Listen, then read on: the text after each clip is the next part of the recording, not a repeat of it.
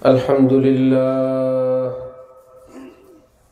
الحمد لله وكفى وسلام على عباده الذين اصطفى أما بعد فأعوذ بالله من الشيطان الرجيم بسم الله الرحمن الرحيم ألف لام ميم ذلك الكتاب لا ريب فيه هدى للمتقين صدق الله مولانا العظيم وقال رسول الله صلى الله تعالى عليه وسلم إن الله يرفع بهذا الكتاب أقواما ويضع به آخرين أو كما قال رسول الله صلى الله تعالى عليه وسلم মুআজ্জাজ হাজিরিন, আমি আল্লাহ পাক রব্বুল আলামিনের পবিত্র কালামের এক অংশ বিশেষ তিলাওয়াত করলাম এবং হযরত রাসূল করিম সাল্লাল্লাহু আলাইহি ওয়াসাল্লামের একখানা হাদিস শরীফ পাঠ করলাম।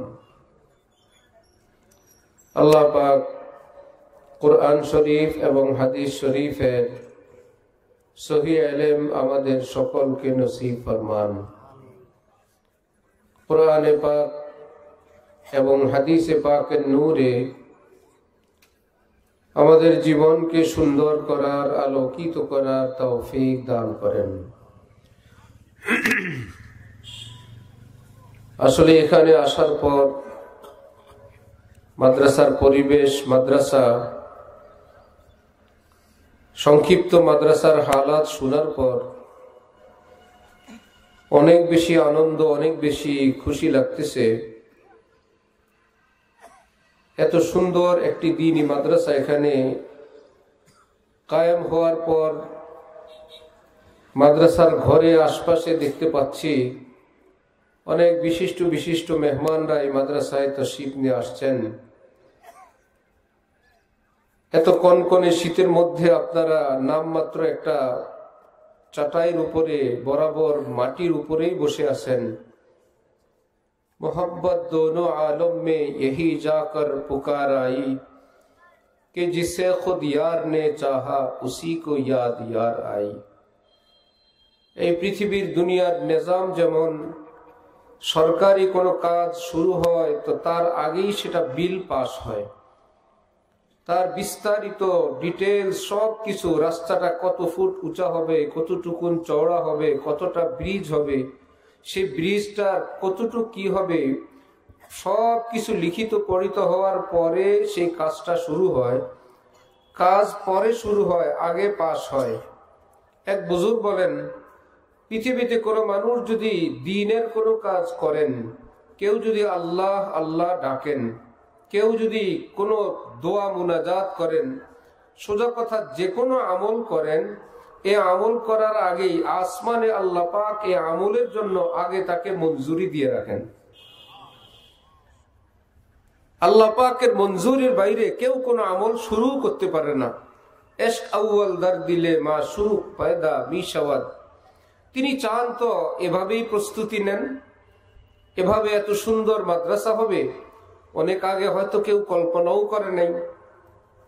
আমাদের আকাবের বুজুর্গানে দ্বীন বলেন যে মাদ্রাসা হলো নবীজির ঘর। মুসলমানদের অন্তরে হাজার ভুল বিচ্যুতি আছে জীবনে, কিন্তু নবীজির প্রতি মহব্বত সব মুসলমানের আছে। নবীজির একটু মেহমানদারি করার ইচ্ছা সব মুসলমানের আছে। হযরতে মুসা আলাইহিস সালাতু ওয়াস সালামের যুগে একজন ব্যক্তি বসে বসে গুনগুন করতেছিলেন আর বলতেছিলেন, আমার আল্লাহর জন্য বড় মায়া লাগে, বড় মহব্বত লাগে, আল্লাহ পাককে কিছু মেহমানদারি করতে আমার বড় মন টানে। যদি আল্লাহকে পাইতাম, ভালোভাবে গোসল দিতাম, সুন্দরভাবে চুল আশ্রি দিতাম, আমার খাঁটি ছাগলের দুধ ছিল সেটা খাওয়াইতাম, আমার আল্লাহর জন্য বড় টান লাগে। জালালউদ্দিন রুমি তার মসনবী কিতাবের মধ্যে লিখছেন, ওই লোক বসে বসে বলছিল, আয় ফেদায়ে জুমলা ই বুঝহায়ে মান আয় ফেদায়েত হিয়ো হিয়ো হায় মান, হে আল্লাহ তোমার জন্য আমার এই সবগুলো বকরি উৎসর্গ, বকরির দুধ রশি যা আছে সবকিছু উৎসর্গ। আল্লাহ তোমার জন্য আমার বড় টান লাগে। হযরত মূসা নবী পাশ দিয়ে যাওয়ার সময় ওই লোককে বারণ করলেন, নিষেধ করলেন, এগুলো বলতে নাই, আল্লাহ পাক কিছু খান না, এসা তেসা ইত্যাদি। কিছু দূর সামনে যাওয়ার পর আল্লাহ পাক হযরত মূসাকে বললেন, মূসা এই লোকটার ভাষাগত ভুল ছিল, কিন্তু অন্তরে আমার মহব্বতে কোনো ভুল ছিল না, আমার প্রতি তার মহব্বতটা নিরেট খাঁটি ছিল, তুমি আমার বান্দার এই কথাগুলো বন্ধ করে দিলা। হযরত মূসা বললেন, তাহলে আবার বলতে বলি? আল্লাহ পাক বললেন যে দেখো, এখন আর বলার সুযোগ নাই, এতক্ষণ তো ভুলই কিছু বলতেছিল, হয়তো ভাষায় ভুল, এখন তো জেনে গেছে শরীয়ত, এখন আর তাকে জেনে বুঝে আর ভুল করার সুযোগ নাই।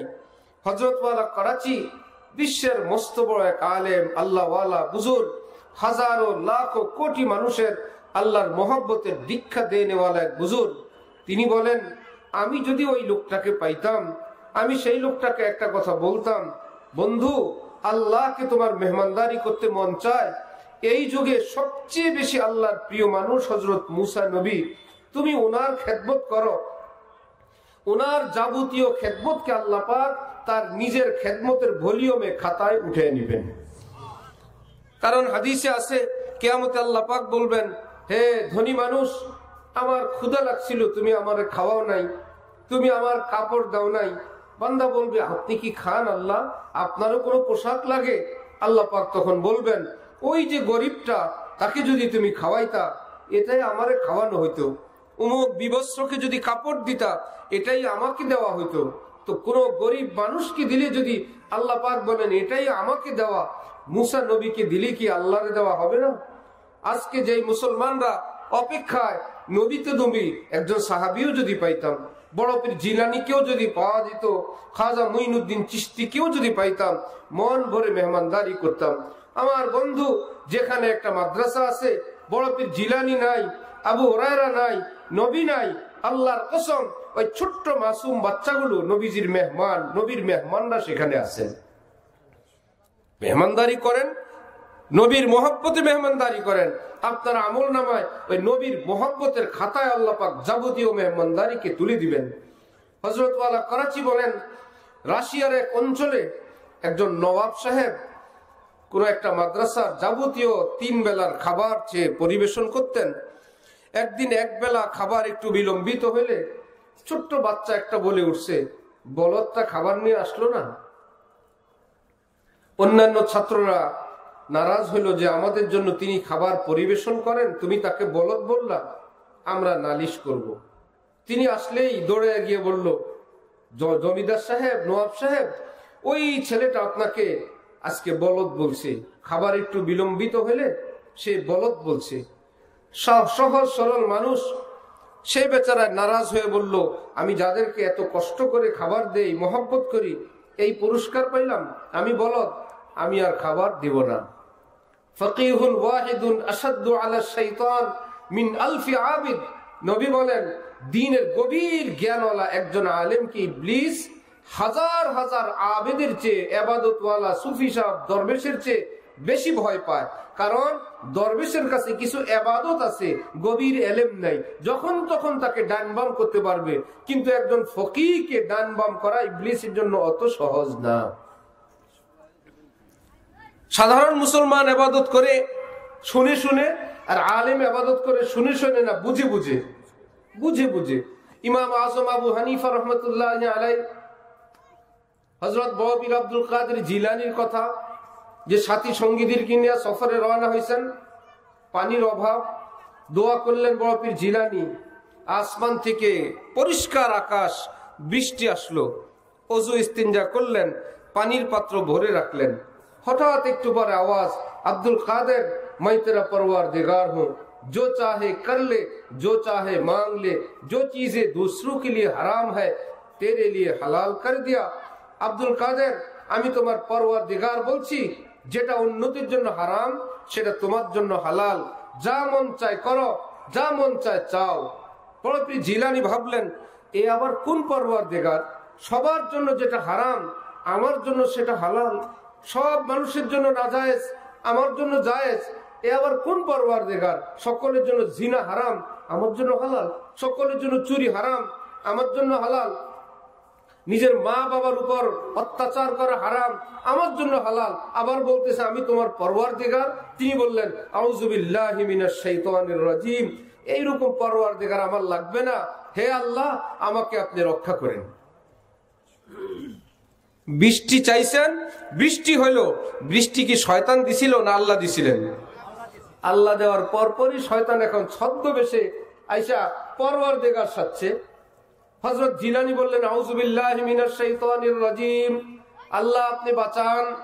বাড়িওয়ালা যত বড় লোক হয় তার বড় কুকুরটা তত দামি হয়, বিদেশি কুকুর হয়, দেখলেও ভয় লাগে। রব্বুল আলামিন বলেন আমার দরবার কত বড়, কুকুরটা কত বড়, এই কুকুরের সঙ্গে তোমরা যুদ্ধ করে পারবা না। আমি পাসওয়ার্ড দিয়ে দিলাম, ঝামেলা করলেই কেবল ডাক দিবা আউযু বিল্লাহি মিনাশ শাইতানির রাজিম। এটাই ডাক, এটাই উত্তর, এটাই মেডিসিন, আর কিচ্ছু করা লাগবে না। এর মধ্যে সবকিছু আছে, শুনলেই দৌড়। ইবলিস দৌড়ায় আর যায়।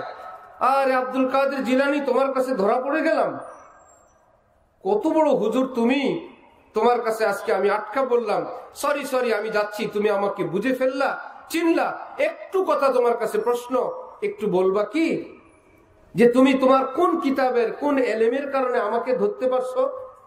আমার থেকে তুমি বেঁচে গেলা, তোমার কোন কিতাবের কারণে? একটু বুঝাও আমাকে, আমি গেলাম। বড় পীর জিলানী বললেন খবিস, আমি তোকে ধরলাম, আমি তোর থেকে আমার এলেম দিয়ে বাঁচি নাই, আমার আল্লাহ আমাকে রক্ষা করছেন।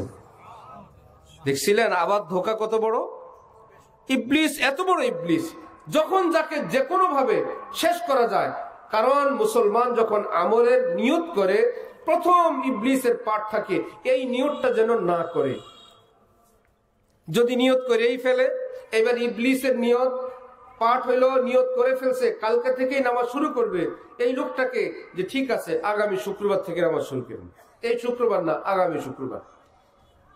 আগামী আপনার পরীক্ষাটা আছে, তারপর চাকরি বাকরি আছে অবসর হওয়ার পর, ব্যবসা বাণিজ্য আছে, এই একটা মেয়ে ছেলে আছে এদের বিয়ের পর, অথবা হজের পর, অথবা অমুক দিন।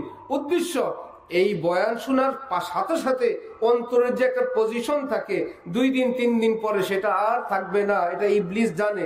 এই মুহূর্তে যদি বলে তুমি এই আমল করো না, এই লোক বলবে আমারে তো শয়তানি ধরছে, এই জন্য হালকা ভাবে একটু সরাই ফেলে যে ঠিক আছে আমলটা করব আগামী সোমবার থেকে।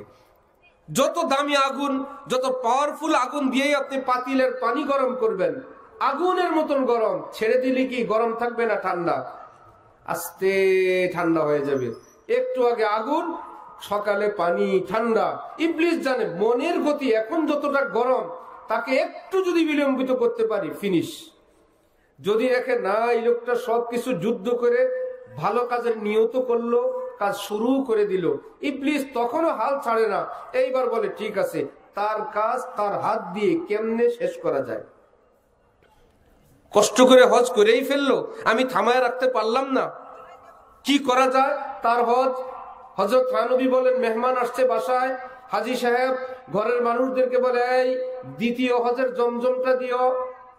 তার মানে উনি হজ কয়বার করছেন এটা মেহমানকে জানায় দেওয়া হলো না? দ্বিতীয় হজের জমজম। হযরত নবী বলেন 2টা হজ, এতগুলো টাকা, এতগুলো মেহনত, এমন একটা ফায়ার করছে, এক গুলিতে 2 হজ শেষ। এটা কি সে নিজে করছে না শয়তান? শয়তানের প্রথম পাঠ নিয়ত করবে না, করে ফেলছে। হজ এখন না, পরে হজ করে ফেলছে, হাল ছাড়ে নাই। তার কাজ তাকে দিয়ে শেষ করা লাগবে। এখন কি কর, আমার দ্বিতীয় হজের জমজমটা দিও। হযরত নবীর মতন বুজুর্গ বলেন এমন এক ফায়ার করছে, হজ ছিল আল্লাহর জন্য, এটা এখন লৌকিকতার কারণ, লোক দেখানোর কারণ। একজন রিসিট লেখছে মাদ্রাসার এক ছাত্র, এক ভদ্রলোকের নামে আব্দুর রহমান সাহেব। ওই ছাত্রকে এদিকে আসো, কে তোমাকে পাঠাইছে? মাদ্রাসার থেকে পাঠাইছে, নাম লেখো আলহাজ আব্দুর রহমান। নাম না যাই নাই লেখা ফেলছো মিয়া, লেখো আলহাজ। এই কথাগুলো কি ফেরেশতারা বলায় না শয়তান বলায়? আপনার নাম আলহাজ আব্দুর রহমান। ঢাকায় এক মসজিদে ইন্টারভিউ হবে, সেক্রেটারি সাহেব আমার পরিচিত বললেন এতগুলো দরখাস্ত পড়ছে, আমরা কেমনি কি করব, আপনি একটু বাছাই করে দেন। আমি বিসমিল্লাহ বলে দেখলাম যেই মৌলভী সাহেবরা নিজের নামে হাফেজ, মাওলানা, মুফতি লিখছে, বললাম এগুলো আগে বাদ। ইমাম সাহেব কি ইঞ্জিনিয়ার হবে, ডাক্তার হবে, হুজুরই তো হবে, পাশে তো সার্টিফিকেট আছেই, সার্টিফিকেট পিন মারা আছে। নিজের নামে তুমি হাফেজ, নিজের নামে মাওলানা, নিজের নামে মুফতি, তোমার ইমামতি দরকার নেই। এই কয়েকজনকে বাদ দেওয়ার পর আর অল্প কয়েকটা কাগজ আছে, বললাম এখান থেকে ইন্টারভিউ নিয়ে দেন, দেশ বিদেশের বহু সার্টিফিকেট লাগবে না। কারণ মাওলানা শামসুল হক ফরিদপুরি সদস্য হুজুরের মতো মানুষ প্রায় 250-র মতো কিতাব বাংলা ভাষায় লিখে গেছেন। এই দেশে কেউ বলতে পারবে না একবারের জন্য তিনি লিখছেন মাওলানা শামসুল হক। হযরত শামসুল হক আজীবন লিখতেন অধম শামসুল হক, নাচিজ শামসুল হক, আহকার শামসুল হক, অনেক কিছু, অধম শামসুল হক, আমি তুচ্ছ শামসুল হক। এত বড় হওয়ার পর তিনি ও তুচ্ছ থাকেন। আমি আপনি 2 লাইন পড়তে পারলে মুফতি সাহেব, হযরত কেবলা, হুজুর কেবলা, এটা ইবলিসের ধোঁকা।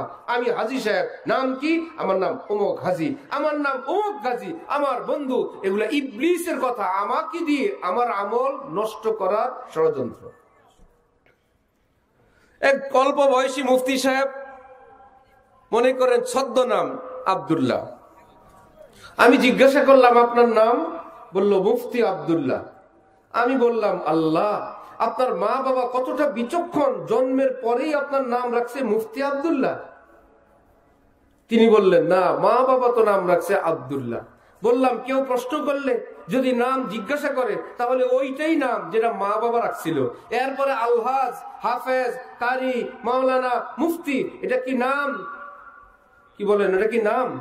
তাহলে আমার আপনার নাম যে হজ করলে কি আলহাজ 1000 মানুষ বলুক, আমি বলতে পারবো না। মানুষ বললে কোনো আপত্তি নেই, সেটা তো আমার না ভাই। কিন্তু আমি বলতে পারবো না আমি হাফেজ মোহাম্মদ উমক, আমি কারি মোহাম্মদ উমক, আমি মুফতি মোহাম্মদ উমক, আমি আলহাজ মোহাম্মদ উমক, এটা বলা যাবে না। কারণ ইবলিসের শেষ খেলা যে তোমার কাজ তোমাকে দিয়ে ধ্বংস করাবো। আল্লাহ পাক আমাদেরকে শয়তানের ধোঁকা থেকে বাঁচার তৌফিক দান করেন। রাশিয়ার সেই নওয়াব সাহেবের কথা মনে আছে, যিনি বাচ্চাদেরকে 3 বেলা খাবার পেশ করেন? এই ছোট হুজুররা একদম চুপ। আল্লাহ, সেই বেচারা অসন্তুষ্ট হয়ে বললেন ঠিক আছে, আমি আর খাবার টাবার মাদ্রাসায় দিব না, আমি যেহেতু বলদ। আমাদের চাঁদপুর কুমিল্লায় কচুয়া থানায় একটা মাদ্রাসা আছে, মাদ্রাসার একটা কমিটি করছি আমরা, উন্নয়ন কমিটি। শর্ত হলো, বড় বড় লিডারও আছে স্থানীয়, বললাম শর্ত হলো এই মাদ্রাসায় যত অনুষ্ঠান হবে এই সব সদস্যরা খাবার খাবেন বাড়ি গিয়ে, মেহমানদারি করবেন, টাকা দিবেন, খাওয়াবেন, খাটবেন। যদি মাদ্রাসার হুজুররা বলে একটু খেয়ে যান, খাবেন। আর যদি বলেন আপনি বাড়ি গিয়ে খান, খাবেন। যদি বলে আরো 2 জন নিয়ে যান, যাবেন। এই শর্তে যারা আছেন তারা কমিটিতে থাকবেন। কারণ একজন লোক সে টাকা দেয়, পয়সা দেয়, 1000 লক্ষ কোটি টাকা দেয়। বলেন তো এই লোক কি একবেলা খাওয়ার জন্য দেয় না আল্লাহর জন্য দেয়? শয়তান কি খুশি না নারাজ? জ্বলতে থাকে এই লোকের আমলটা কেমনে শেষ করানো যায়। ঘটনাক্রমে লোক টাকা দিছিল, খাটছিল 1 মাস মাহফিলের জন্য। সব মেহমানদারির পর যারা মেজবান, বাড়িওয়ালা, মা বোনরা যেরকম থাকলে খায়, না থাকলে খায় না। ঘটনাক্রমে এই ভদ্রলোক এই হাজি গাজির ভাগেও খাবার মাদ্রাসায় নাই। মাদ্রাসাওয়ালারা বলল আয়োজন করছিলাম, মেহমান তো বেশি হয়ে গেছে, খাবার তো নাই। ইবলিস বলে এই তো সুযোগ, এই তো চান্স। এই লোকের 1 মাসের কষ্ট, এতদিনের টাকা কেমনে করা যায়। ওই লোকের মুখ থেকে এখন বলে এত কষ্ট করলাম, আমার জন্য খাবার নাই, দুনিয়ার সবাই খাইলো, এই মাদ্রাসায় আমরা নাই, এই কমিটিতে আমরা নাই। বলেন তো এই কথাগুলো কি ফেরেশতার না শয়তানের? শয়তান জিনের আইটেম, সে মানুষের উপর সোয়ার হইতে পারে। ছোট্ট ছেলে 10 বছরের, যিনি ধরলে তোমার নাম কি? শান্টু। আরে শান্টু বলে কি? বয়স কত? 300 বছর। থাকো কোথায়? বটগাছে। এই ছেলের মুখ থেকেই তো আসতেছে। ভালো কবিরাজ আসছে, ঝাড়ছে, সরিষার তেল, সরিষা পড়া, কানে মুখে ফুটু দিছে। বাচ্চা একটু পরে কি নাম? আব্দুর রহমান। বয়স কত? 10। থাকো কই? ঘরে। একটু আগে এই মুখ থেকে তো বের হয়েছিল। মুখ এটা, ভাষা এটা, কণ্ঠ এটা। আগে 300 বছরের কথাগুলো কি এই বাচ্চার ছিল না জিনের ছিল? শয়তানের ছিল, জিনের ছিল। ঠিক এইরকম জিন কেবল ওই বাচ্চার উপর সওয়ার হয় না, আপনার উপর, আমার উপর। সাহাবীদের পিছনে নবী বলেন সবার পিছনে একটা করে শয়তান আছে। সাহাবীরা সাহস করে বললেন, সবাই বললেন আপনার কথা আমরা কি মনে করবো ইয়া রাসূলুল্লাহ? সবাই আপনার ব্যাপারটা। তিনি বললেন আমার পিছনেও একটা আছে রে, ওয়ালাকিন আসলামা, ওটা আমার সঙ্গে থাকতে থাকতে মুসলমান হয়ে গেছে। আরেকটা হলো সালিমা ইয়াসলামু থেকে আসলাম, আমার পিছনেও লেগে থাকে, আমারে কিছু করতে পারে না, কারণ আমি আসমানওয়ালার কন্ট্রোলে। সব অ্যাক্সিডেন্ট থেকে আল্লাহ আমাকে হেফাজত করে রাখেন। সব নবীরা মাসুম। আর আবু দাউদ শরীফের হাদিসও আছে, নবীজি নামাজে শয়তান আগুন নিয়ে নাড়াচাড়া করে। ভয় লাগে না আগুন দিলে? মন অন্যদিক যায় না? নবীজি নামাজের মধ্যে ধরছেন। শয়তান হইল জিন। জিন যদি কোনো আকৃতিতে ধরা খায় আর আকৃতি পরিবর্তন করতে পারে না। ইঁদুর হয়ে ঘরে ঢুকছিল, আপনি পিঠে মারলেন, পরে একদম বাতাসে বাইর হয়ে যাবে। জি না, ইঁদুর হয়ে মরা লাগবে। এর জন্য কোনো বিচার নাই, কোনো প্রতিশোধ নাই যে তার জিন বাহিনীরা এসে বলবে আমাদের ইঁদুর তুমি মারলে কেন? এ তো ইঁদুর ছিল না, জিন ছিল। এটা জিন জাতিদের ধর্ম। কারণ মানুষ তোমাকে ইঁদুর মনে করে মারছে, জিন মনে করে মারা নাই, এটা বিচার নেই। পিঁপড়া হয়ে ঢুকছো, কেউ গরম পানি দিয়ে কিংবা পা দিয়ে পিষে ফেলছে, কোনো বিচার নাই। যেটা নিয়ে ঢুকছে ওইটা নিয়ে বিচার নাই, ধরা খাইলেও পরিবর্তন নাই। নবীজি বলে ধরে ফেলছি শয়তানকে। এইবার মনে চাইলো মক্কার বাচ্চাদের হাওয়ালা করি যে একটা শয়তান, একটু শিক্ষা দাও, তাহলে বুঝবে বাচ্চাদের হাওয়ালা করলে শয়তান তুই বড় শয়তান না মানুষ বড় শয়তান। তিনি বলেন, নবীজি বলেন, আমার মনে আসলো জিনের উপর এরকম কর্তৃত্ব হযরত সুলাইমান আলাইহিস সালামের ছিল। তিনি বলছিলেন আল্লাহ আমাকে এমন একটা ক্ষমতা দেন যেটা আর কাউকে আপনি দিবেন না। আল্লাহ পাক জিন জাতির উপর দিছিলেন, আমি যদি জিন জাতির উপর এখন আবার কর্তৃত্ব করি তো এটা আমার বড় ভাইয়ের সঙ্গে একটা মনে হয়, উনিও জিনের উপরে কর্তৃত্ব, আমিও, এটা আমার ভালো লাগলো না। এই কর্তৃত্বটা আমার বড় ভাই সুলাইমানে থাকুক, এই মনে করে জিন শয়তানটাকে আমি ছেড়ে দিলাম। তাহলে আপনার আমার পিছনে শয়তান আছে না নাই? কেউ বলতে পারবেন আল্লাহর রহমতে হুজুর আমার দ্বারা মিথ্যা কথা হবে না, শয়তান সিন্নি খাওয়া, এরকম কথা শুনলে বলে এইটারই তো আমার দরকার। অমুকের ছেলে মেয়ে খারাপ, আমার ছেলে মেয়ে এরকম করে না। শয়তান বলে আপনার মতন হাজি তো আমার দরকার। শাইখুল হাদিস জাকারিয়া সাহেব রহমতুল্লাহি আলাইহি ফাজাইলে আমাল কিতাব দেখছেন না মসজিদে মসজিদে? ফাজাইলে আমাল কিতাবের লেখক, আউজাজুল মাসালিক, মুয়াত্তা মালিকের এত বড় কিতাব, হাদিস শরীফের ব্যাখ্যা গ্রন্থ, মক্কা শরীফ মদিনা শরীফের লাইব্রেরিতে সৌদি সরকার রাখছে, দেওবন্দি এত বড় আলেম শাইখুল হাদিস জাকারিয়া সাহেব রহমতুল্লাহি আলাইহি, এত বড় আলেম। শাইখুল হাদিস জাকারিয়া সাহেব রহমতুল্লাহি আলাইহির কর্মচারী একজন ভুল করে बोले हजरत गलती हो गई, मुआफ फरमा दीजिए। ठीक है। আবার गलती हो गई, मुआफ फरमा दीजिए। ठीक है। একদিন এসে বললেন কি কিতনা ভুক্ত, এই বেটা তোরে কত সহ্য করব বলতো, সারা দিন ভুল করো আর মাপ চাও, শুধু ভুল আর মাপ। হযরত ইলিয়াস সাহেব পাশে ছিলেন, ওনার চাচা, দাওয়াত ও তাবলীগের প্রতিষ্ঠাতা।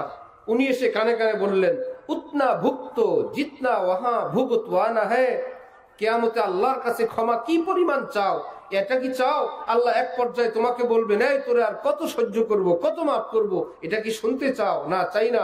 কি শুনতে চাও? আল্লাহ যেন বেহিসাব তোমাকে মাফ করে দেন। সুতরাং বেহিসাব মাফ তুমিও করো, আসমানওয়ালা তোমাকে বেহিসাব নিজেও মাফ করে দিবেন। তাহলে ইবলিস আমার আপনার সকলের পিছনে আছে না নাই? আছে। প্রথম পার্ট, ভালো কাজের নিয়ত যেন না করে। মনে থাকবে ভাই, যারা মাদ্রাসা মসজিদে দান সৎকার করার সময় বলেন যে হুজুর আমার তো আসলে মন চায় না, দান সৎকার তো মন দিয়ে করা লাগে। আমার শায়েখ ঢালকানগর হযরত বলেন এই ক্ষেত্রে যদি আপনি দান করেন, দান করার সওয়াবও পাবেন, মনের বিরোধিতা করার জন্য আল্লাহ আপনাকে আলাদা সওয়াব দান করবেন। সুতরাং একদম মন যে সবসময় আপনার সঙ্গ দিবে এমনটা না। ফজরের নামাজে উঠে ঠান্ডা পানি দিয়ে ওযু করতে কি মনে চায়? নামাজ কি বাদ দিব? মন চায় আর না চাক, আমার আল্লাহ তো চান, ওকে, মন চাওয়া লাগবে না। তো শয়তান প্রথম চায় নিয়ত না করুক, দ্বিতীয়বার চায় নিয়ত করে আমলটা করে ফেলছে এটা যেন রাখতে না পারে, তার আমল তাকে দিয়ে ধ্বংস করাবে। মানুষের উপর জিন শয়তান সওয়ার হয়, মনে থাকবে এই কথাটা। সেই নওয়াব রাশিয়ার, তিনি বললেন আমি আর এই মাদ্রাসার খেদমতে নাই। ঠিক আছে, তালেবে ইলমরা কান্নাকাটি, ওস্তাদরা খাবার আর আসে না ফিরি ফিরি। ওই রাতেই বেচারা স্বপ্ন দেখতেছে কিয়ামত কায়েম হলো, জান্নাত জাহান্নাম সকলে সকলের দিকে যায়, ওনার জন্য জাহান্নামের ফয়সালা, কেউ নাই সুপারিশওয়ালা। ওই যে তালেবে ইলমদেরকে দেখা যায় এক পাশে দাঁড়ানো, কেউ কিছু বলে না। একজন ছাত্র হঠাৎ বলে উঠলো, আরে আমাকে বলদটারে জাহান্নামে নিয়ে যায় রে, এই বলদ আমাদেরকে অনেক খাওয়াইছে, চল ধরি। তার নেতৃত্বে অন্য সব ছাত্র এসে ফেরেশতাদেরকে ধরছে, এই বলদরে জাহান্নামে নেওয়া যাবে না, এই বলদ আমাদেরকে অনেক খাওয়াইছেন। রহমতে হক বাহানা মি জয়াত বাহা নমি জয়াত। রব্বুল আলামিনের রহমত তো কেবল বাহানা খুঁজে, কোন বাহানায় আল্লাহর বান্দাকে ক্ষমা করা যায়। ফেরেশতারা হাজির, এই ব্যক্তিকে কেন আটকাইলা তোমরা, কি বিষয়? তখন বলতেছে যে দেখেন ইনি আমাদের মাদ্রাসায় অনেক খাওয়াইছেন, আর ওই তালেবে ইলম যে দিনে বলদ বলছিল তার নেতৃত্বে সব চলছে। কি ব্যাপার? যে এই আমাদের এই বলদকে আমরা জাহান্নামে নিতে দিব না। বড় মুশকিল। ফেরেশতারা আল্লাহ পাকের কাছে গিয়ে বলে, আল্লাহ মাদ্রাসার কিছু তালেবে ইলম এরা বলে এসা তেসা। আল্লাহ পাক বলেন এতগুলো তালেবে ইলম তারা বলতেছে, ঠিক আছে এদের উসিলায় এই লোককে জান্নাতে নিয়ে যাও। ভালো। ঘুম তো ঘুম, স্বপ্ন তো স্বপ্ন।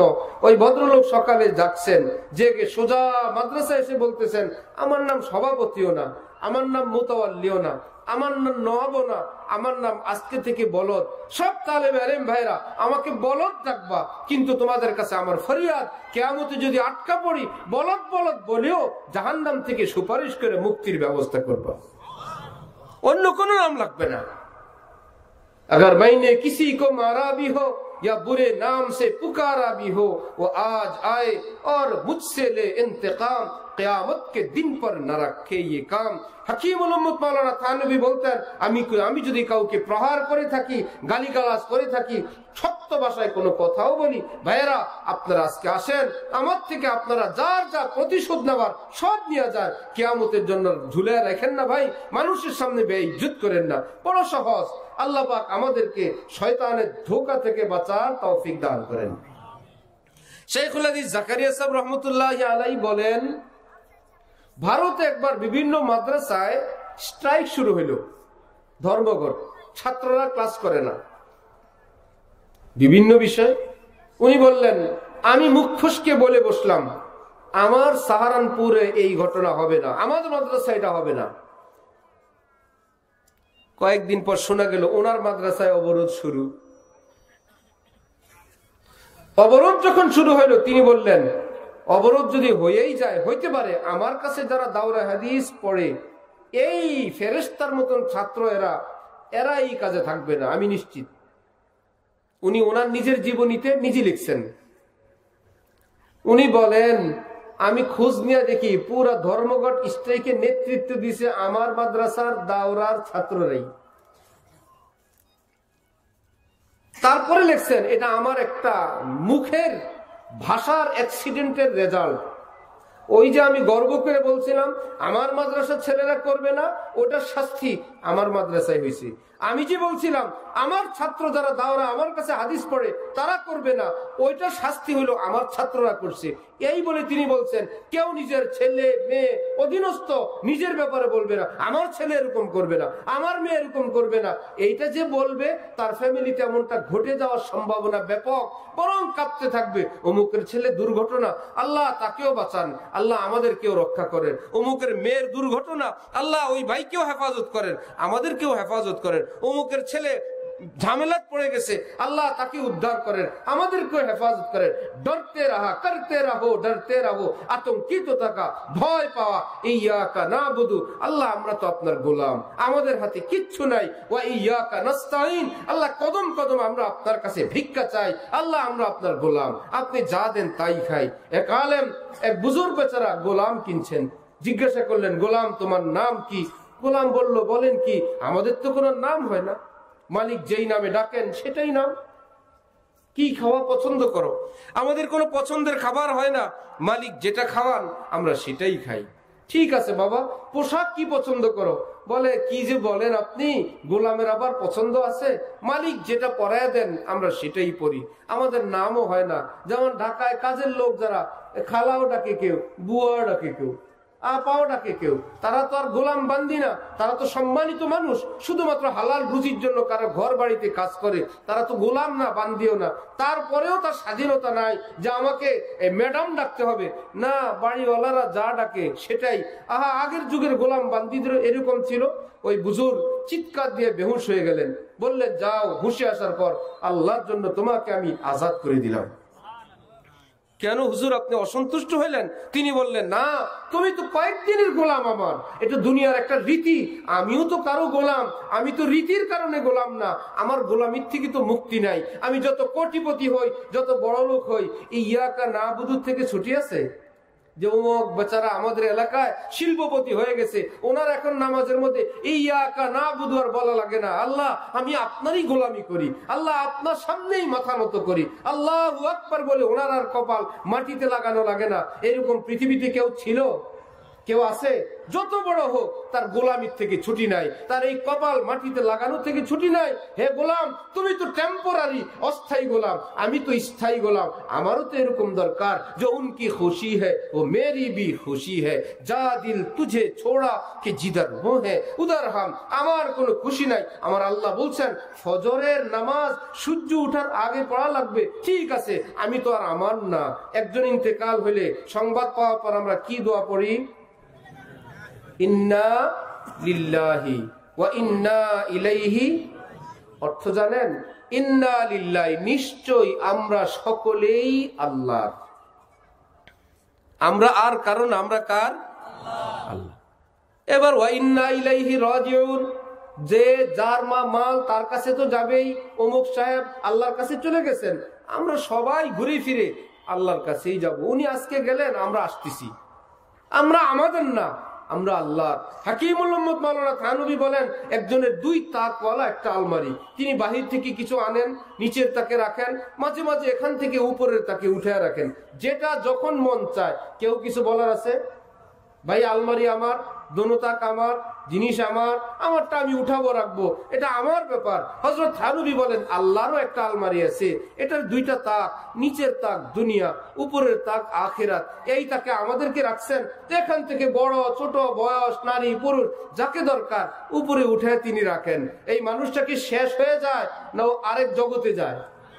শেষ হয়ে যায় না, এটা শিয়াল কুকুর না, শেষ হয়ে যাওয়া, সে আরেকটা জগতে যায়। হযরত ইবনে আব্বাস বলেন, আমার আব্বা আব্বাসের ইন্তেকাল হলো রাদিয়াল্লাহু আনহুমা, নবীজির চাচা না চাচাতো ভাই আব্দুল্লাহ ইবনে আব্বাস বলেন, নবীর চাচা হযরত আব্বাসের ইন্তেকাল হইলে কতজন কত ওয়াজ করলো, আমার কান্না থামেই না, আমার আব্বা নাই, আমার বাবা নাই। হাকিমুল উম্মত বলেন, এত কান্নাকাটি করো না, সহ্য করতে না পারলে কান্না তো আসবেই, খামাখা অতিরিক্ত কান্নাকাটি আর লোক দেখানোর জন্য করো না। এই বাবার মৃত্যু তোমার জন্য রহমত। সেটা কেমন রহমত? তুমি দোয়া করে আল্লাহর কাছে তোমার আব্বা আম্মা দুজনকে রাখছো যাতে না মরে, দোয়া কবুল। তোমার আব্বার মা বাবাও তো ছিলেন, উনিও দোয়া করছেন যাতে ওনার আব্বা আম্মাও না মরে, ওনার দোয়াও কবুল। দুই জোড়া, তোমার আব্বা আম্মা এক জোড়া, তোমার দাদা দাদি আরেক জোড়া।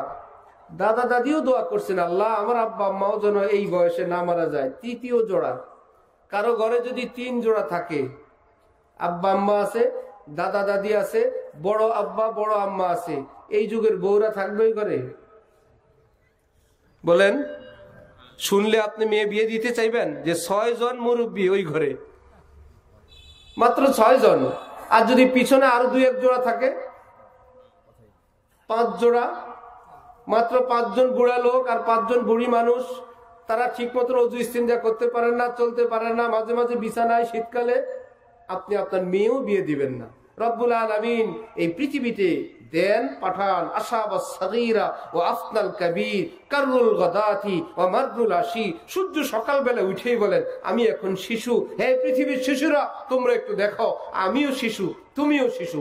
দুপুর বেলা বলে আমি এখন যুবক। পৃথিবীর যুবকরা তোমরা কোথায়? দেখো আমি এখন যুবক।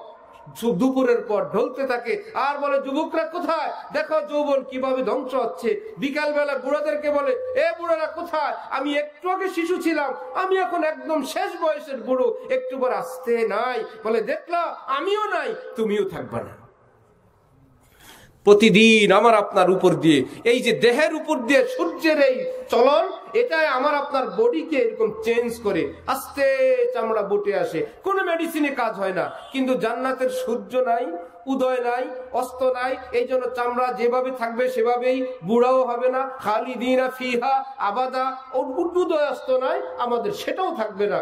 এই জন্য আমার ভাই হযরত আব্বাস বলেন, হযরত আব্দুল্লাহ ইবনে আব্বাস বলেন, কতজন কত ওয়াজ করলো, কিন্তু গ্রামের একজন সাহাবী এসে গ্রামীণ ওয়াজ শুরু করছে আমাকে। কি? এ আব্দুল্লাহ শুনো, তোমার আব্বা কেন কান্না করো? হুজুর আমার আব্বা ইন্তেকাল হয়ে গেছে। তোমার আব্বা তোমার কাছে ছিলেন, এখন আল্লাহ পাকের কাছে গেছেন। বলো তো তোমার আব্বা কি লোকসানে আছে না লাভে আছে? তোমার কাছে ছিল, এখন আল্লাহর কাছে। ভালো হয়েছে না ওনার?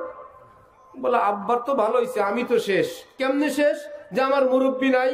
হযরত আব্দুল্লাহ বলেন, ওই গ্রামের লোকটা বলে, শুনো এতদিন তোমার অভিভাবক ছিল তোমার আব্বা, আল্লাহ পাক তোমার আব্বাকে উঠায় নিয়া তিনি এখন বলতেছেন, হে সন্তান যার পিতা নাই, আমি আল্লাহ তোমার অভিভাবক হয়ে গেলাম।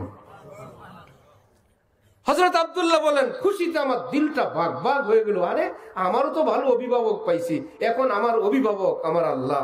আমার আব্বাও ভালো জায়গায় গেছেন, আমিও ভালো অভিভাবক পাইলাম। কুল্লু নাফসিন যায়িকাতুল মাউত সুম্মা ইলাইনা তুরজাউন। প্রথম অংশ কাফেরও মানে সবাই মৃত্যুবরণ করবে। কাফেররা মানে না, না মানলে যাবে কই? তার দাদা কই, পরদাদা কই, বুড়ারা কই, সব মারা গেছে। এই মরণশীল এটা তো মানে, কিন্তু মুসলমান মানে সুম্মা ইলাইনা তুরজাউন।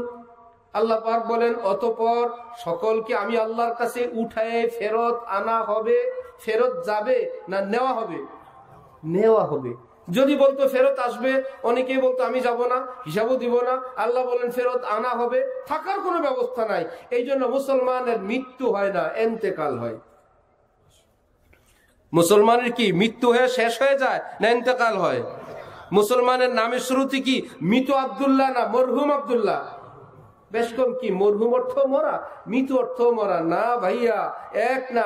মৃত অর্থ মরা। এই মৃত্যু তো গরু হয়, মৃত্যু তো ছাগল হয়, মৃত গরু মৃত ছাগল হয় না।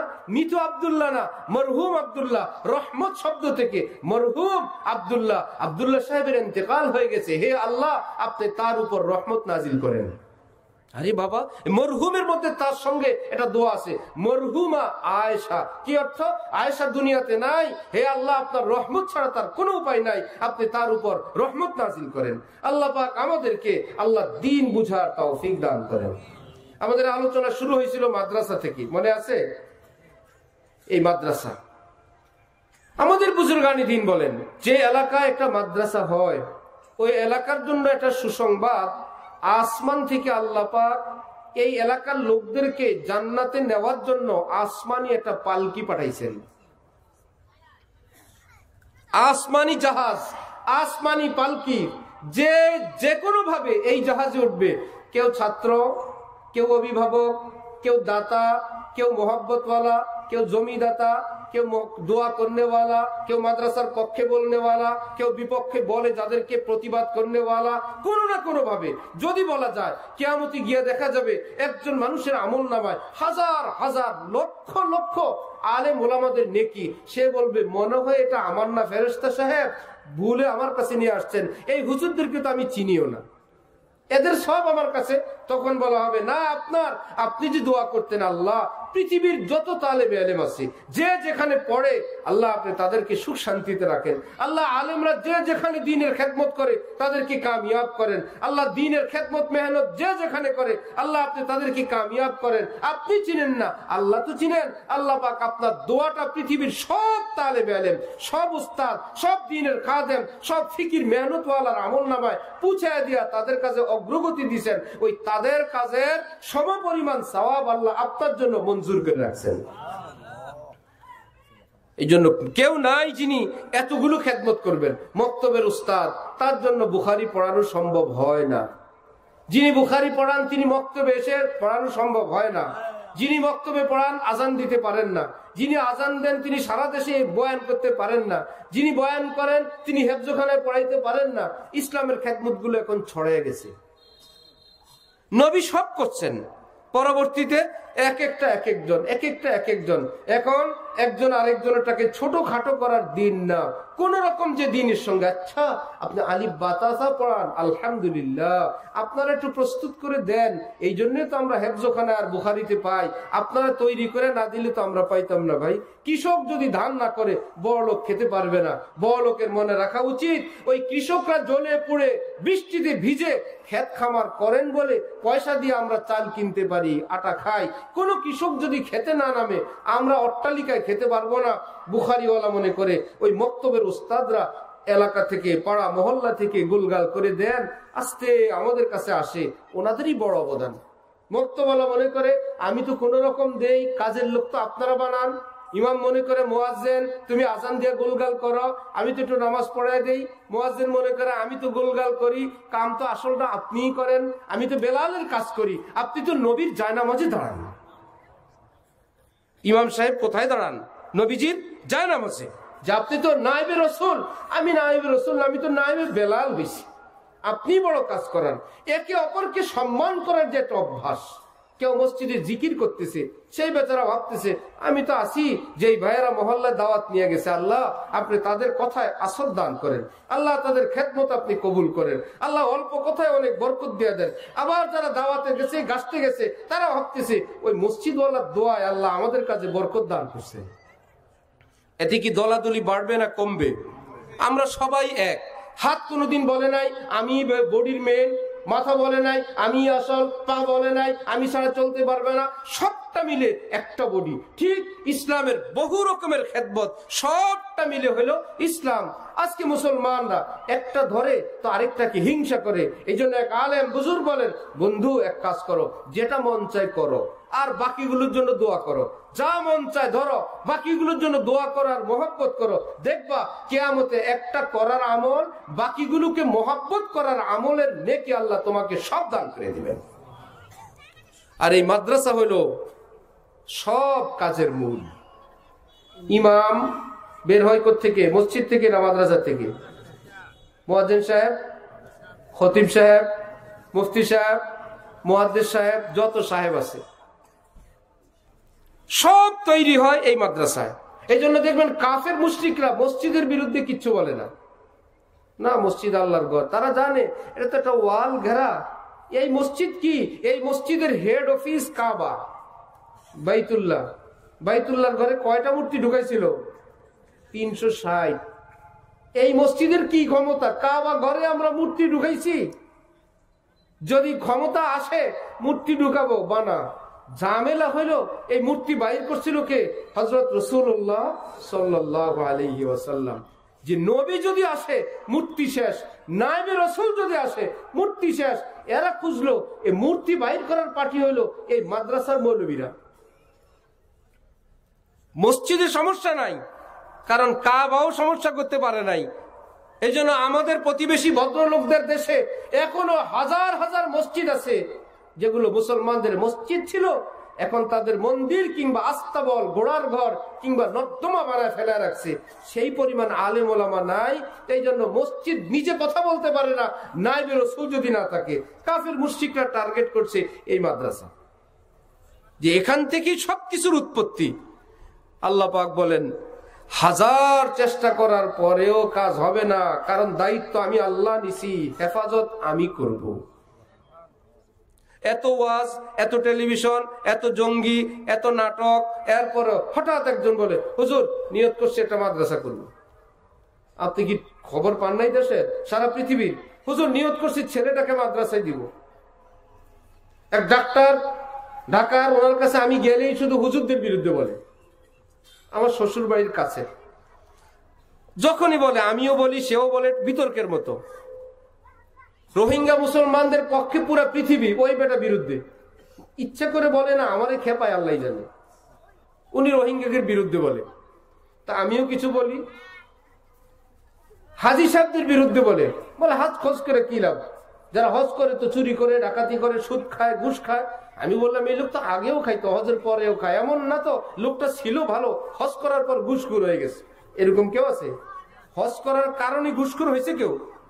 আগেও ঘুষখোর, পরেও ঘুষখোর। ওনারে কোন রকম মিলানো যায় না। একদিন হঠাৎ গেলে আমি বলতেছে হুজুর কিছু হোক আর না হোক ছেলে পেলে মাদ্রাসায় পড়ানো দরকার। আমার কাছে মনে হইলো বোবা কথা বললে যেমন, ওনার মুখে এই কথা শুনে আমি অবাক। ঘটনা কি? ওই যে চেম্বারে মহিলারা আসে, স্বামীর ব্যাপার, চেম্বারে মহিলারা আছে, ছেলের ব্যাপার। আমি বললাম ঘটনা কি, কেন মাদ্রাসায় পড়াবে? বললো হুজুর শিক্ষিত হোক আর না হোক কমপক্ষে নেশা করার হিরোইন চবে না, কিছু হোক আর না হোক কমপক্ষে নেশাখোর হবে না, হিরোইন হবে না, মা বাবাকে ঘর থেকে বের করে দিবে না, মা বাবাকে বৃদ্ধাশ্রমে পাঠাবে না। কমপক্ষে এই জন্য হইলেও এক দুইটা সন্তান মাদ্রাসায় পড়ানো দরকার। দেখাইতে পারবেন পুরো পৃথিবীতে বৃদ্ধাশ্রমে কোন আলেমের মা আছে? কোন ইমাম সাহেবের মা আছে? পুরো পৃথিবীতে কেউ দেখাইতে পারবে না, আমরা দেখাইতে পারবো। বহু সচিবের মা আছে, শিল্পপতির মা আছে, ডক্টরেটের মা আছে, বহু ধনী মানুষের, দামি নামি দামি ভার্সিটিতে পড়ুয়াদের মা বাবারা ধুকে ধুকে মরতেছেন। এরপরে ওই লাইন ভালো লাগে।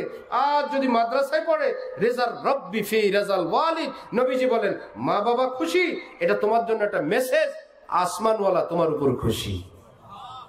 সাখাতুর রব্বি ফি সাখাতিল ওয়ালিদ। আর যদি মা বাবা নারাজ, আল্লাহ খুশি না না খুশি তো দেখবা না, মায়ের চেহারার দিকে তাকাও, বাবার দিকে তাকাও। নবী বলেন যদি দেখো পরিস্থিতি এখানে খারাপ তো বুঝে নাও ওখানেও খারাপ, যদি দেখো এখানে ভালো ওখানেও ভালো।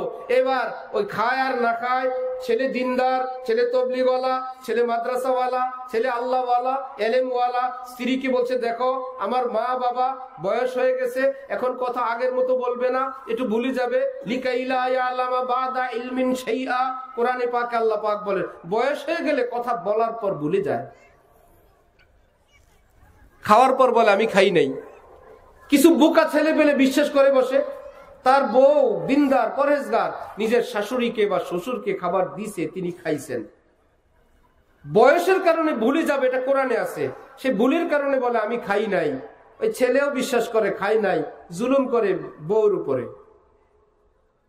আমার আপন নানি মেয়েরা তো মাকে আদর করে, অনেকদিন বিছানায় অসুস্থ, এজন্য আম্মা খেদমতের নিয়তে আমার নানিকে আমাদের বাড়িতে নিয়ে আসছেন। মেয়ে যদি মাকে আনে খেদমত করবে না? খাওয়াবে, খেদমত করবে। আরো আমার মা খালা দুইজন পাশাপাশি ঘর, মানে আব্বা চাচা আপন ভাইরা, দুই বোন মিলে মা। শুনতেছি শেষ বয়সে বলতেছে আমার মায়ের নাম নিয়া মাহমুদ আজকে দুপুরে আমারে খাওয়া দেয় নাই, আমারে মারার জন্য আনছে। মেয়ে কি মারে খাবার দেয় নাই, না খাওয়ানোর জন্য আনছে? এই কথা যদি কোনো বোর নামে বলতো, স্বামী বেচারা বিশ্বাস করে ফেলতো আমার বুড়া মা কি মিথ্যা কথা বলে, তুমি মিথ্যা কথা বলো। অথচ কোরআন বলছে লিকাইলা ইয়ালামা বাদা ইলমিন শাইআ, যে দিনওয়ালা স্বামী সে তার স্ত্রীকে বলবে দেখো এমন ঘটনা ঘটতে পারে, তুমি মন খারাপ করো না। এমন বয়স তো আমাদেরও আসবে। আজকে আমাদের নাম স্বামী স্ত্রী, কয়েকদিনের নাম আমাদের নাম বাবা মা, কয়েকদিন পরে আমাদের নাম শ্বশুর শাশুড়ি। একই পাঠ, যে বউ সেই শাশুড়ি, যে ননদ সেই ভাবি। ছোটকালে ছাত্রলীগ, পরে যুবলীগ, পরে আওয়ামী লীগ, আলাদা লোক না এক লোকই, বয়স পাল্টায় আর নাম পাল্টায়। যে ননদ সেই ভাবি, যে ভাবি সেই বউ, যে বউ সেই শাশুড়ি, ঠিক না? এক শাশুড়ি তার বউকে ধমক দিয়ে বলছে দেখো পরের বাড়িতে এত বড় গলায় কথা বলবে না। বউ বলল আপনার যেই বাড়ি আমারও তো সেই বাড়ি, মানে এই বাড়িতে আপনারও বিয়ে হয়েছে আমারও বিয়ে হয়েছে, আপনি কয়েকদিন আগে আসছেন আমি কয়েকদিন পরে আসলাম, জাস্ট এইটুকুনি বেশ কম। আপনার পরের বাড়ি তো আমারও পরের বাড়ি। আপনি যদি বলেন নিজের বাড়ি, আমারও নিজের বাড়ি। এই বাড়িতে আপনারও বিয়ে হয়েছে আমারও হয়েছে। স্বামী বেচারা যদি বউকে বলে দেয়, দেখো আমার মা বাবা, আমার দুনিয়া, আমার জান্নাত, এদের খেদমত যতদিন আছে আমি করব। নবীজি বলেন, যে চায় তার রিজকে বরকত হোক, যে চায় তার হায়াতে বরকত হোক, সে যেন তার মা বাবা ভাই বোন আত্মীয় স্বজনের জন্য খরচ করে। এই বরকতে আল্লাহ হায়াতেও বরকত দিবেন, রিজকেও বরকত দিবেন। আমার মা বোনরাও শুনতেছেন, শুনুক, আমি বলে দেই। আমাদের শায়েখ ঢালকানগরের হজরত মাওলানা শাহ আব্দুল মতিন সাহেব দামাত বারাকাতুহুম, হজরতের কাছে তো রিপোর্ট বেশি। হজরত বলেন, ব্যাপকভাবে এই খবর, মহিলারা বউরা শ্বশুর শাশুড়ির খেদমত স্বামী করুক এটা চায় না, অথবা কিছু করুক এরপর একটুকুন চায় না। হজরত বলেন, ঘরে গন্ডগোল লাগানো দরকার নাই, ওই স্ত্রী যতটুক শুনলে সইতে পারবে এতটুক শুনে খেদমত করো, যেটা শুনলে সইতে পারবে না তার অজান্তে তুমি তোমার মা বাবার খেদমত করো। পাগল চেতানোর দরকার নেই। বাকি রইল যে নিজেরে পাগল বানায় রাখবে, অল্প কয়দিন পরেই তো আপনি শাশুড়ি। সেই গলায় গামছার ঘটনা জানা আছে না সবার? এক ছেলে তার বাবারে গামছা লাগায় টানতেছে, বাড়ির উঠান পার করে একদম অনেক দূর নিয়ে যাওয়ার পর বাবা কাতর কণ্ঠে বলল, আর সামনে নিও না, জুলুম হবে। ছেলে ছেড়ে দিয়ে বলল, মানে এত দূর টানলাম, জুলুম হয় নাই, সামনে নিলে জুলুম হবে। সে বাবা বলতেছে, তোমার দাদারে আমি এই পর্যন্ত আনছিলাম, ওটা তো আমি পাও না, আমি আমার বাবার উপর জুলুম করছি, এটা তো আমি পাবই, আমি তো এই পর্যন্ত আনছি, আর নিও না। যেই বউরা আমার বোনরা আজকে শাশুড়ির ব্যাপারে যুদ্ধ করেন, শ্বশুরের ব্যাপারে যুদ্ধ করেন, প্রস্তুত থাকেন, আপনার নামও হচ্ছে শাশুড়ি, সেটার প্রতিদান পাবেন। আর যদি বলেন আমার শাশুড়ি আমার মা, আমার শাশুড়ি অভিভাবক, আমার শাশুড়ি আমার স্বামীর মা, তিনি বকতে পারবেন, ঝাঁঝালো ভাষায় কথা বলতে পারবেন, আদেশ নিষেধ করতে পারবেন, সব অধিকার আছে। একদিন আপনার বউ আসবে, তিনিও আপনাকে বলবেন আপনি আমার মা, আপনার সব অধিকার আছে। সুতরাং যদি সুখ চান, সুখ আগে পরিবেশ বানান। আমার শাইখের কাছে এক ছেলে এসে বলে, হযরত বিয়ের জন্য দোয়া চাই, তোমার বউ কেমন হবে? হযরত বলেন, ওই ছেলে বলতেছে আমার সামনে, আম্মা তো চান যেন আমার বিবি আম্মার সঙ্গে থাকেন, কাজ কাম করা লাগবে না। কেন? ভাইয়া তো বউ নিয়ে আলাদা থাকেন, আমরা দুই ভাই, তো আমার আম্মার ইচ্ছা হলো এমন একটা বউ আসুক ঘরে, যেই বউটা আমার মা বাবার সঙ্গে আর আমার বোনদের সঙ্গে ভালো ব্যবহার করবে আর আমাদের ঘরেই থাকবে। হযরত বললেন, তোমার মায়ের বিয়ের পরে তোমার দাদা দাদির সঙ্গে থাকছে না ওনাদেরকে বাদ দিয়ে আলাদা থাকছে? তোমার ফুফুদের সঙ্গে সম্পর্ক ভালো রাখছে না রাখে নাই? বলে, আমার আব্বা তো বিয়ের পরে আলাদা করে নিয়ে আসছে, সারা জীবন আমার দাদা দাদির সঙ্গে আমার মা লাইগেই থাকছে, ফুফুদের সঙ্গে সম্পর্ক ভালো ছিল না। হযরত বলেন, তোমার কপালেও নাই। জৈসি করনি ওয়াইসি ভরনি হ্যায় জরুর, কবর মে মাইয়িত উতরনি হ্যায় জরুর। এই শিক্ষা পৃথিবীর কোথাও নাই, আছে মাদ্রাসায়। ওয়াশিরুহুন্না বিল মারুফ। হাকিমুল উম্মত মাওলানা থানভী বলেন, আল্লাহ পাক নিজে সুপারিশ করতেছেন, হে পৃথিবীর স্বামীগণ, আমি তোমাদের আল্লাহ তোমাদের কাছে সুপারিশ করতেছি, তোমার ঘরে যে বউ আসবে ও আমার বান্দি লাগে, আমি তাকে সৃষ্টি করছি, তার সবর কম, ধৈর্য কম, বুঝ কম, বিদ্যা বুদ্ধি কম, তোমার সঙ্গে একটু এলোমেলো ভুল করবে, আমি আল্লাহ তাকে ক্ষমা করার জন্য সুপারিশ করতেছি। হযরত ওয়ালা বলেন, একটা র্যাব অফিসার যদি একটা মেয়ে বিয়েতে আসে আর রিক্সাওয়ালা ভ্যানওয়ালা যে কোনো ওয়ালা হোক তাকে বলে দেয়, এই মেয়েটা আমার বাসার কাজের বুয়া ছিল, খুব ভালো মেয়ে, আমার বাসায় কাজ করছে, এই শোনো তোমার সঙ্গে বিয়ে হয়েছে, ওকে একটু দেখে রাখবা, ওর উপর হাত তুলবা না। আর মেয়েটাকে একটা নাম্বার দিল, যদি বাড়াবাড়ি করে এই নাম্বারে ফোন দিও। এবার কি আর মেজাজ গরম হবে? আগের মতো গরম হয়, হঠাৎ মনে হইলেই ঠান্ডা হয়ে যায়। গরম তো হয়, মনে হইলেই ঠান্ডা হয়, কারণ উপরে কেউ আছেন। আমরা ঢালকানগর মাদ্রাসায় যখন পড়ি, এক মুয়াজ্জিন সাহেব ছিলেন, এত খেপা, এত পাওয়ার, আমরা গিয়ে একটা সুইচ টিপ দিলে মানে না মসজিদে পড়তে যাওয়া যায় না সুইচ দেওয়া যায়। উনি বিশাল পাওয়ারফুল লোক, কিন্তু মসজিদের সভাপতি আর মুতাল্লি সাহেব আসলে বিলাইয়ের মতন। আমরা হাসতাম, এখন গেল কই তোমার পাওয়ার? ও দুর্বলের উপর তোমার মস্তানি। রব্বুল আলামিন বলেন আমার বান্দি সে একা না, সে তো আমার বান্দি। ওই র্যাব অফিসারের কথা মনে হইলে জিদ, ক্ষোভ, রাগ, গুসা সব থেমে যায়। আমার শেখ দাদা হযরত বলেন আর র্যাবকে ভয় পাও, রবের কথা কি মনে পড়ে না? আরে তার কাছে তো নাম্বার আছে। সে যদি বলে আল্লাহ, আসমান জমিনের কোনো পর্দা থাকে না ওই বান্দির মাঝে আর আল্লাহর মাঝে, কোনো পর্দা থাকে না। হাকিমুল মাওলানা থানভী বলেন আমার দায়িত্ব ছিল একদিন মুরগিগুলোকে খুব খুলে আধার দেওয়ার। আমার স্ত্রী বাপের বাড়িতে গেলেন, আমি বলছি তুমি যাও আমি দিব। আমার তো সকালে মনে নাই, আমি নামাজ পড়ে হাঁটাহাঁটি করে ইশরাক পড়ে তাফসীরে বয়ানুল কোরআন লিখতে বসলাম। প্রতিদিন আল্লাহ পাক অন্তরে ঢালেন, আমি লিখতে থাকি, একটা শব্দও মনে নেই, কিছুই আসে না। কি ব্যাপার? বরদিলে আশিক হাজারা গম্বুয়াদ, গরজে বাগে দিল খেলালে কম্বুয়াদ।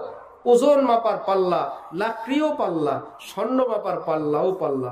লাকড়ির পাল্লায় 1-1.5 কেজি বেশ কম হলে কি লাকড়ি কাইটা নামায়? 100 গ্রাম নামায় রাখে? যে 100 গ্রাম বেশি, তুফানেও মাপে। আরে ভাই 100 গ্রাম 1 কেজি। স্বর্ণ মাপার পাল্লা, তুফান তো প্রশ্নেই নাই। গ্লাস কাজ ঘেরা, যে মাপবে তার নিঃশ্বাস, ফ্যানের বাতাস, এই ডাইলের দানা, কত ছোট ছোট দানা। অর্থাৎ পয়েন্টে পয়েন্টে এখানে ধরে। যে মানুষ গুনায় লিপ্ত তার পাল্লাটা লাকড়ি মাপার পাল্লা হয়ে যায়। এই 2-4টা 10টা 20টা গুনাহ, মিথ্যা, জুলুম, এতে কিছুই আসে যায় না। আর যে গুনাহ থেকে বেঁচে থাকে স্বর্ণ মাপার পাল্লার মতো হয়ে যায়। একটু 19-20 হইলেই থার্মোমিটারে ধরা পড়ে যায়। কি জানি একটা ঘটছে রে, মনটা ভালো লাগে না, কেমন জানি পেরেশানি। এই আল্লাহওয়ালা এবার কান্দে, নেককার মুসলমান টেনশন করে কি হয়েছে কি হয়েছে। এবার খোঁজ পাইছে, ওহো বাচ্চাটার একটা থাপ্পড় দিছিলাম যে, তারপর থেকেই মনটা অন্ধকার হয়ে গেছে। ও খুঁজে পাইছি স্ত্রীকে একটা অন্যায় ভাবে একটা বকা দিয়ে আসছিলাম, যেটা দেওয়া উচিত ছিল না, ওই জন্য অন্তরটা অন্ধকার হয়ে গেছে। তওবাতিল্লাহ করলেই রব্বুল আলামিন অন্তরের মেঘ এবং অন্ধকার কেটে পরিষ্কার করে দিয়ে দেন। হাকিমুল উম্মত মাওলানা থানভী তাফসীর লিখতে বসছেন, তাফসীর নাই, কিছুই আসে না। 2 রাকাত পড়লেন, দোয়া করলেন, আল্লাহ পাক মনে ঢেলে দিলেন। বেলা কয়টা, মুরগিগুলো খোপের মধ্যে না খেয়ে কষ্ট করতেছে। দায়িত্ব ছিল কার? আমার মাখলুককে কষ্ট দিবে, আবার আমার থেকে রহমত তাফসীরও নিয়ে যাবে। হাম খোদা খাহি ও হাম দুনিয়ায়ে দো, এই খেয়াল আস্তো মহাল আস্তো জনো, আমার নাফরমানিও করবা আর আমার থেকে রহমতের আশাও করবা। এই দুইটা মিলে না। এক বোতলে কিছু পেশাব কিছু আতর একত্রিত হয় না। পেশাব থাকলে পেশাব, আতর থাকলে আতর, দুইটা একত্রিত হয় না। একই মানুষ, তুমি আমার গজবের মধ্যে থাকবা আবার বিশেষ রহমত নিয়ে যাওয়া, এটাও হয় না। হাকিমুল উম্মত থানভী এত বড় আলেম বুজুর উঠলেন, মুরগির খোপ খুলে মুরগিগুলিকে খাবার দিলেন। তিনি বলেন কুটকুট করে মুরগিগুলো খায় আর মুরগির ক্ষুধা নিবারণ হচ্ছে, আর আমার অন্তর থেকে অন্ধকার কেটে আল্লাহর রহমতের আর আলো আর নূর বর্ষণ শুরু হয়ে গেছে। এইবার তিনি বলেন শোনো, আমি আশরাফ আলী, আমাকে তোমরা যারা হুজুর মনে করো, বুজুর্গ মনে করো, পীর সাহেব মনে করো, আমি তো ইচ্ছাকৃত কষ্ট দেই নাই। আমি তো বড় কোনো পীর বুজুর্গকে কষ্ট দেই নাই। অনিচ্ছাকৃত মুরগি কষ্ট পাইলে আসমান থেকে যদি রহমত আসা বন্ধ হয়ে যায়, তোমরা যারা তোমার স্ত্রীর উপর কথায় কথায় হাত উঠাও, গালিগালাজ করো, কিংবা দুর্বলের উপর, কর্মচারীর উপর, যে কোনো মানুষের উপর, মাখলুকের উপর অত্যাচার করো, তুমিও বুঝে নিও তোমার জন্য রহমতের দরজা খোলা আছে না বন্ধ হয়ে গেছে। এক আলেম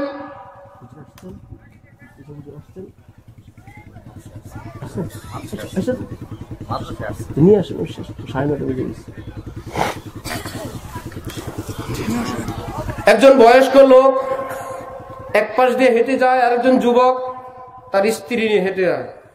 বয়স্ক লোকটার সঙ্গে একটু ধাক্কা লাগছে যুবকের স্ত্রীর। ধাক্কা লাগতেই যুবক প্রতিশোধ নিয়ে মুরব্বীর গায়ে কঠিন করে থাপ্পড় লাগায় অ্যাকশন নিয়ে নিছে। কিছুই বলার নাই, চুপচাপ। বাড়িতে গেলে পেশাবও বন্ধ, পায়খানাও বন্ধ, সব বন্ধ। সব চিকিৎসার পর এখন হঠাৎ মনে পড়ছে নাকি ওই বুড়া লোকটা বদয়া দিল রে। স্বামী স্ত্রী মিলে গেল, বুড়া বাবা মাফ করে দেন। বুড়া বাবা বলল আমি তো কিছু করি নাই বাবা। না বাবা, আমাদের এমন হইলো কেন তাহলে? বুড়া বলতেছেন তোমার স্ত্রীর গায়ে ধাক্কা লাগছিল, স্ত্রীকে আমারে মারতে বলছিল না, তুমি কেন আমাকে মারছিলা? তোমার প্রিয়জনের গায়ে কারো ধাক্কা লাগছে, তুমি সইতে পারো নাই, তুমি অ্যাকশন নিয়ে নিছো। আসমানেও কেউ থাকেন যিনি আমাকে বড় ভালোবাসেন, তিনি যখন দেখছেন তার প্রিয়র গায়ে কেউ আঘাত করছে, আমি কিছু বলি নাই, আসমানওয়ালা অ্যাকশন নিয়ে নিছেন। জোর রা বুগজার জারি রা বেগির রহম সুয়ে জারি আয়াত আই ফকির। জালালউদ্দিন রুমি বলেন, বন্ধু জোর দেখাইতে পারবা যত প্রকারের আছে, একটা রহমত আনতে পারবা না। আল্লাহ কি আমার আপনার জোরের ভয় পায়? হ্যাঁ, রহমত যদি আনতে চাও, জোর না জারি, রো না জারি বলি না আমরা, জারি অর্থ কান্না। এক কাজ করো, একটু চোখে পানি নিয়ে আসো, আল্লাহ পাক এত খুশি হবেন, জাহান্নামকে বলবেন এই চেহারার উপর তোকে হারাম করে দিলাম। জোর দিয়া হয় না, রোনা জারি দিয়ে হয়। জোর বাদ দেই, সে স্ত্রী হোক, সে সন্তান হোক, সে পরাজিত হোক, সে কর্মচারী হোক, সে অধীনস্থ হোক, সে দুর্বল হোক, যে ইচ্ছা সেই হোক, সে তো আমার আল্লাহর বান্দা। তার এই দুটা চোখ তো আমার আল্লাহই বানাইছেন। আলাম নাজআল্লাহু আইনাইন ওয়া লিসানান ওয়া শাফাতাইন ওয়া হাদাইনাহুন নাজদাইন। আমি কি বানাই নাই তার দুটা চোখ, এই সুন্দর জিহ্বার ঠোঁট আমি তো বানাইছি। আলাম নাখলুকুম মিন মাইন মাহিন। আমি কি নিকৃষ্ট দুর্গন্ধময় পানি দিয়ে ওকে বানাই নাই? আল্লাহ বানাইছেন। সুতরাং যে যেমনই হোক মনে করা চাই ওকে তো আমার আল্লাহ বানাইছেন। আর যদি বুকে ঈমান থাকে তাহলে তো কথাই নাই, তার বুকে তো ঈমান আছে। হোক সে স্বামী, হোক সে স্ত্রী। হাকিমুল উম্মত থানভী বলেন, যে স্ত্রী আজকে কালো, বেটে, অসুন্দর, ঈমান যদি থাকে একদিন তো বেহেশতে যাবেন। হুরের গল্প শুনছো, হুররা যত সুন্দর, তোমার এই স্ত্রীকে আল্লাহ এর চাইতে বহু গুণ বেশি সুন্দরী বানায় দিবেন। হুররে আল্লাহ বলবে, নামাজ পড়ছো? না, আমার বান্দি পড়ছে। পেটে সন্তান নিছো? না, আমার এই বান্দি নিছে। স্বামী শ্বশুর শাশুড়ির খেদমত করছো? না, আমার এই বান্দি করছে। কিছুই করো নাই, আমি বানাইছি হুর, বসে আছো। আমার বান্দি দুনিয়ার বহু কষ্ট অতিক্রম করে জান্নাতে আসছে। সুতরাং তোমাদের সর্দার সে যা বলবে তাই মানবা। एक दिन चंद दिन रुक जाइए गाने बजाने से, यहाँ शौक से जन्नत में फिर गाते बजाते जाइए। एक दिन दुनिया हम ऐसे रहे या के वैसे रहे, वहाँ देखना है कि कैसे रहे। हयात दो रोजा का क्या आयशो गम, मुसाफिर रहे जैसे तैसे रहे। स्टेशনের চা ভাই, যার চায়ের টপ উঠছে, চা খাওয়া দরকার, অত সোফা খুঁজে লাভ নাই, 5 স্টার রেস্তোরাঁ খোঁজার লাভ নাই, একটু গরম পানি আর চা পাতা দিলেই হয়ে যায়। যে উন্নত চায় অভ্যস্ত সেভাবে, আরে সেটা তো আমি বাড়িতে খাই, সেটা তো আমার 5 স্টারে গিয়ে খাবো, রাস্তায় এখানে উন্নত খুঁজে লাভ নাই। কোন রকম কাজ সারো আর চলো। আমরাও এখন রাস্তায় আছি, ছিলাম বেহেশতে, যাবো বেহেশতে, মধ্যখানে আছি। চলো ভাই, খাট উন্নত হোক আর নরমাল হোক, ঘুমটা গেলেই তো একটা রাত পার। বিরিয়ানি খাইলেও রাত যাবে, ডাল ভাত খাইলেও রাত যাবে, দুজনই সকালে ক্ষুধা লাগবে। চলো হালাল খাই একটা রাত্র গেলেই তো হইলো। কোন রকম এসে রহে ইয়াকে ওয়াইসে রহে, যেভাবেই থাকি আর না থাকি, ওয়াহা দেখ না হাই কে কেসে রহে। দেখার বিষয় তো আমার আল্লাহ আমার উপর খুশি তো, সেখানে আমার সিট কাটে নাই তো, জাহান্নাম থেকে আমার নাম জান্নাতের জন্য মঞ্জুর আছে তো, সেটা হইলো দেখার বিষয়। আল্লাহ আমাদেরকে তৌফিক দেন, আল্লাহ আমাদেরকে কবুল ফরমান। বড় খুশি, বড় আনন্দের ব্যাপার এখানে এত সুন্দর মাদ্রাসা। আল্লাহ আমাদের সকলকে মাদ্রাসার সঙ্গে মনে প্রাণে যুক্ত হয়ে থাকার তৌফিক দান করেন। নিজের সন্তানকে মাদ্রাসায় দেন। আমার ভাই, কিছু না হোক যদি নামাজটুকুন শিখে, কোরআনে পাক শিখে, মা বাবার হক শিখে, খেদমত শিখে, এটাই বিশাল। আল্লাহ তৌফিক দেন। হযরত মুফতি সাহেব হুজুর দামাত বারাকাতুহুম বাংলাদেশের শীর্ষ ওলামাদের অন্যতম, শীর্ষ বুজুর্গদের অন্যতম, আমাদের পরম শ্রদ্ধেয় হযরতুল আল্লামা হযরত মুফতি সাহেব আবু সাঈদ সাহেব দামাত বারাকাতুহুম হুজুর তাশরীফ নিয়ে আসছেন। আপনারা সুন্দর সুশৃঙ্খল ভাবে হুজুরের তাকরীর শুনবেন, দোয়া নিবেন ইনশাআল্লাহ। আল্লাহ কবুল ফরমান।